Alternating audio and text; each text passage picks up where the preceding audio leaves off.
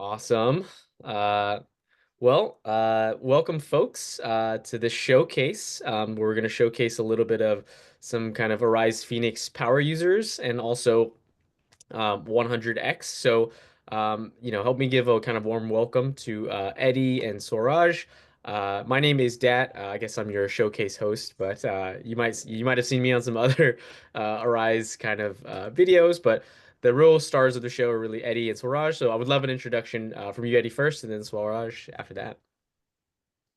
Awesome. Yeah, really glad to be here. And thanks for the invite. My name's Eddie. I'm the co-founder and head of AI at 100X. Before 100X, I was leading ML search and building AI agents at Moveworks. And prior to that, I was at Uber building their pricing algorithm. Really good to be here. Yeah, absolutely. It's a great invite. Thanks for inviting us, Dad and the Arize team. My name is Swaraj Raibagi. I'm a machine learning engineer here at 100X. Before this, I was dabbling in the world of data science, ML, NLP at a few different companies, mainly building analytics or chatbot sort of applications on top of enterprise data. So it's really excited to talk about how we've been using one of our favorite tools actually. Awesome. Love it. Thanks for the introductions. And I've got to ask, would love to know a little bit more about like just 100X in general, how you guys came together as founders and really what you were kind of trying to solve. Yeah. I can tell a little bit about 100X and what we're building. So at 100X, we're building AI agents to 100X the productivity of the engineering team. That's why we're called 100X. So starting from the one of the most painful duty of the engineers, which is on call, right? 100X bot connects to your engineering stack, intercepts your system alerts, and acts as the first line of defense. Our product learns from your knowledge in your system, understand your tech stack, and when issues happen, it is able to autonomously pull all the relevant information, either from your observability tool, from your internal toolings, your internal APIs, databases, and present a finding to the engineers, even before engineer starts to acknowledge the alert, right? And this helps them resolve and troubleshoot issues much faster. So we're working with a group of world-class companies, especially really technical products right now. Awesome. And then I guess just to summarize kind of what I heard there. So 100X, for anyone who's ever been on call, you get like a a text or a call from, I don't know, PagerDuty, OpsGenie. But what you're saying is like 100X really helps. It's like some I guess you guys use agentic workflows, probably large language models as well to kind of, does it do a lot of the preemptive work or does it solve everything kind of for you? I think it's a combination. It's a combination of both. Depends on the specific alert, right? We're able to understand the root cause of the alert by just understanding. We have ability to know all the different metrics immediate to your system, and we know the sort of the service topology in your system, able to pinpoint the exact right system, what kind of metrics and logs to pull. Also able to follow maybe very specific steps that's mentioned in your run books to troubleshoot the alert. So Gotcha. Yeah. So a lot of that contextual information, like you get an alert, you have to look through stuff, figure it out. It's kind of like aggregated that stuff up and kind of done a lot of like the heavy legwork for you. Makes sense. And then I guess maybe my next question is like, how are you using or leveraging kind of Arise Phoenix? Would love to see an example of that. I can paint some color there. So I think when 100x is meant to be AI first troubleshooting at multiple levels and multiple parts of your alerts lifecycle. So I think we use LLMs on various levels of maybe setting context for our sort of wider agents, or even doing smart sort of data querying at an integration level. Finally, we also use LLM agents to sort of format the output so that it's more sort of bubbles up the most important parts for you when you're presenting this to the user. So one large challenge for us before we started using Phoenix was getting visibility across all of these different levels. So we could instrument stuff at the very top of our pipe investigations quite quickly. But as soon as we started adding more complexity, the sort of parallel work and maintenance work of sort of building out all this instrumentation was something that didn't always get prioritized. And so that's when we came across Arize, right? And I think Arize we noticed sort of three benefits when we were going through and looking for different options. Like one, as I mentioned, was just end-to-end visibility on all the different parts that we want, and then being able to sort of add customized checkpoints or spans as such. And so we really like Arize's sort of approach of just fitting it with OpenTelemetry and all of these frameworks that people are using. And then that comes to my second sort of point for using Arize, is that the auto instrumentation is just really great. It's a true quick start when you first try it out, and we were able to get a lot of these spans right out of the box in about 10 minutes of setup. So I think that was great, and we knew we were going to be growing in complexity, but also growing in use cases with our observability data. I think with LLM applications, as is with ML applications, looking at your data is so important. And the more we could consolidate all the different aspects of looking at your data in one place. So I think usage and performance visibility is one, but we also use Arize for creating data sets and then running sort of experiments on those, and those data sets, of course, are sort of born out of those LLM traces itself. So I'd love to show you two ways we actually use Arize internally, and then a third way possibly after that. I'm just sharing two examples. So the first is tracing, right? I think tracing, you can see here on the left, we're doing various custom spans like investigation or process, but then the rest of these are kind of out of the box, essentially, which was really great to see the different sort of operations that it takes to make an LLM call, because it's no longer just sending one string, sort of packaging functions, you will be parsing out data. So I think having that level of instrumentation is really useful. What we also really liked about Arize is because it uses OpenTelemetry, you're able to sync it with our larger logging infrastructure, where the rest of our logging exists, which is on Azure. And so that was a great benefit to be able to do that. And once again, the lot of lift to making that happen was essentially just a couple lines of code, which is pretty fantastic. But this is a lot about sort of observability and giving engineers and maybe product managers a quick view into what's happening under the hood. But oftentimes you want to tie this under the hood sort of information with top level usage metrics. And so what we've also done is we use Posthog to send alerts on usage when users sort of perform any action, such as maybe interacting with an optional button on a Slack channel that we've posted a message on. And so you can see here that in our sort of product alerts channel, we actually are told that this is the message the user clicked on, and then that kind of goes to another Phoenix link. You have maybe hidden out some of the sensitive parts, but you can see that this is another Phoenix link. So what we were trying to do is, how do we close the gap between a engineer or a team member wanting to see what is under the hood, and because Phoenix provides such a good under the hood view, I think that was the reasonable choice to go with. So those are some ways we leverage Phoenix on a regular basis. I think most of us end up clicking one of these links multiple times a day. Yeah. Awesome. Great presentation there. And I think it's pretty meta that you're using observability. And oddly enough, it's like in your own system, like you're using observability to help other people or figure out, hey, is this agent who's helping me with kind of preemptive like on-call work, for example, or investigating kind of what's happening.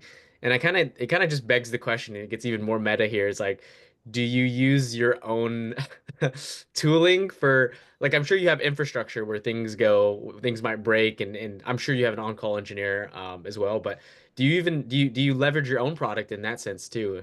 And how's that experience been? Yeah, that's a great question. And I think dog fooding a product like this was just sort of a common sense for us a little bit, since we're building an engineering stack and we will have issues. And we all didn't want to sort of jump through 10 different applications. And we're already at something like 5 or 6 that you may need to go look at to solve an alert.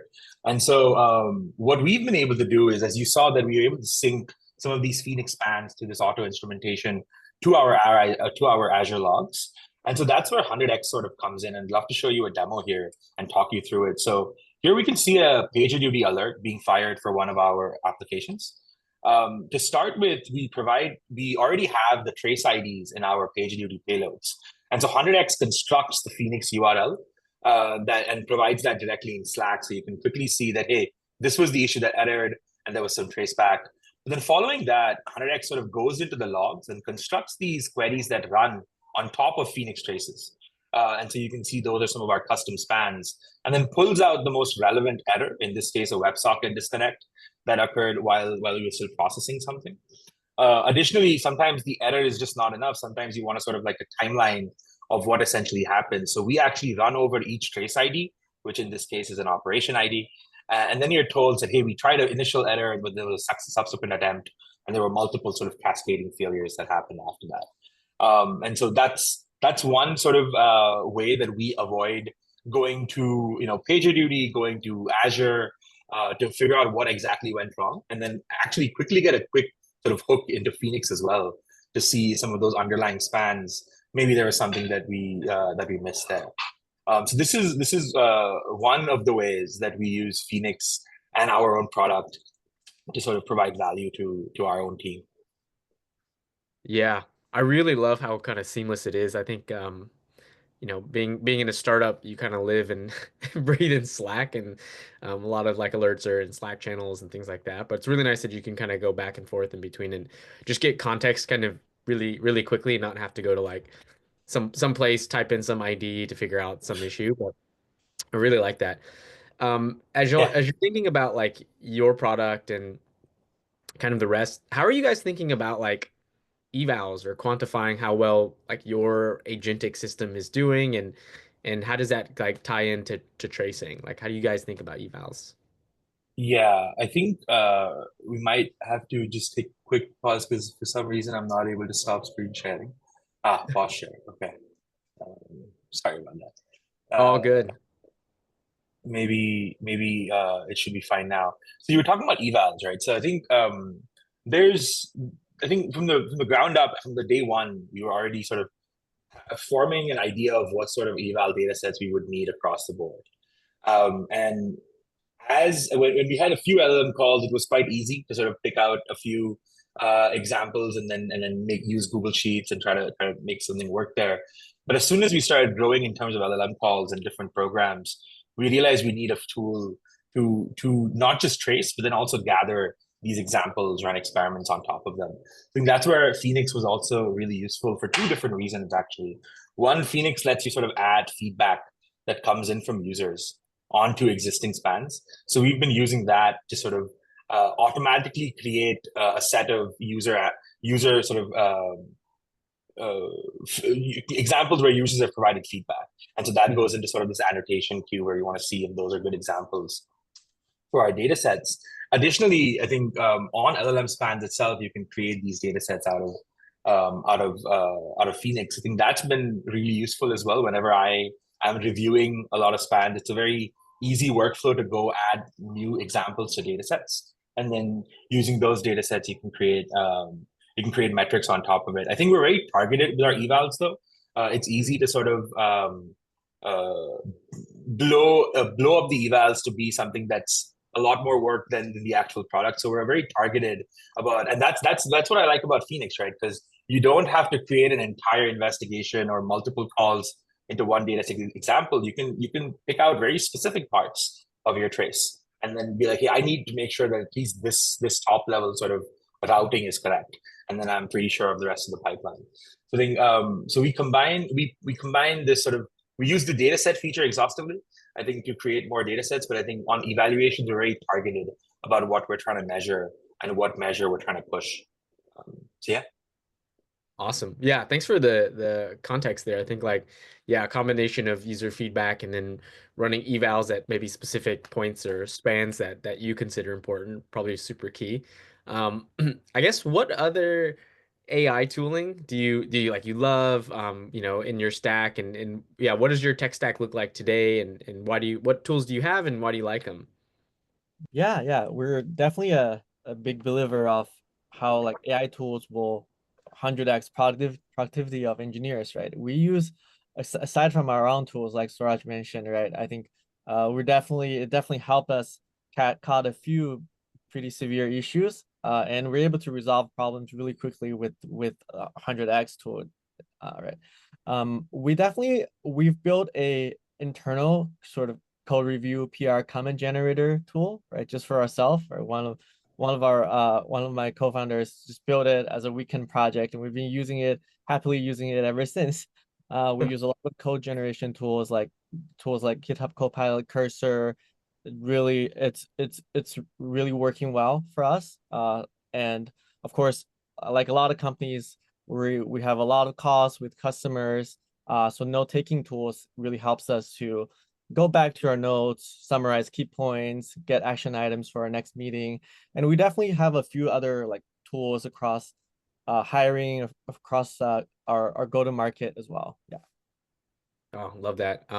Yeah, I think it's like you'd be pretty hard pressed to like sell an AI product if you're not like a big AI user yourself. So I definitely love that, and I think like the tooling that you're using is solid. I can't wait till like tooling gets just much better. Okay, so for some of the folks who know me from Rise, I love hot takes. So for this next one, I would love to hear y'all's hot takes. Like, what are the things you, Eddie, and Swaraj thinking about? Like, what's your hot take and what are your like core bets in this space? What are things that you take a contrarian view to? What are some things that you kind of agree with the masses, but curious on your take? Yeah. I think one thing we fundamentally believe is that troubleshooting issues like on-call alerts is more of a knowledge problem, not a data problem, right? There are a lot of observability companies there. Of course, it is to their interest to have people pipe all the data to that one centralized system. But the true fact is that people use 10 different tools or even more at more larger mature companies, even from team A to team B, they're using different tools, right? So even the data is there, how do you access that data, right? Is hard, right? People repeat the same process again and again every single day, and you people write a bunch of run books, knowledge troubleshooting guides within their organization. And when they leave, sometimes they even forget to do that. When they leave, those nobody knows how to access the data.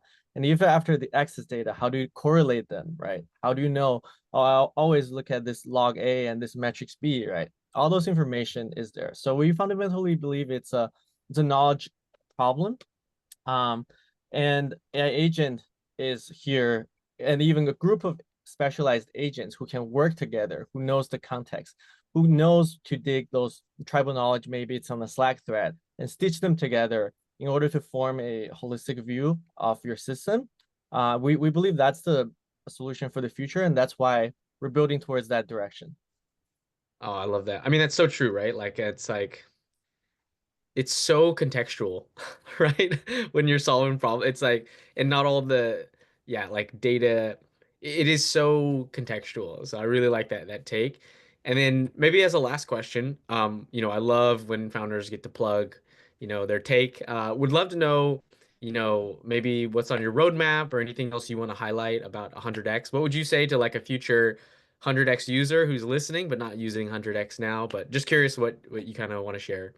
Yeah. The first thing is always more integrations. We have a lot of customer interest.